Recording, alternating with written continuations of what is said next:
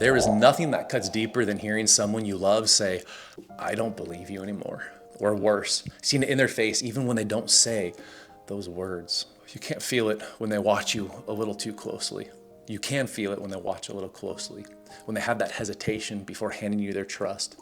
When they say, we'll see, and it hangs way heavier than I'm proud of you. And it's tempting to fight for that belief, to argue, to make big speeches about how this time I swear it's different, or even to beg them to see what you see in yourself right now. But here's the truth. You don't win people back with promises. You win them back with proof. No longer saying it, but actually living it, becoming it, being it. They've heard those words before. A lot of them, they've ridden the roller coaster with you before. They know what it's like going up and down. They've watched the hope turn into disappointments and hopelessness so many times that protecting themselves now is the only way they know how to love you without finally breaking. So don't waste your breath trying to convince them. Instead, use that breath to take the next right step.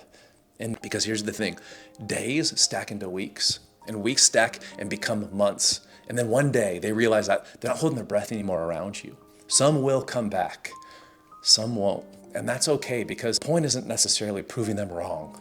The point becomes proving yourself right and building that self-trust. The change is for you.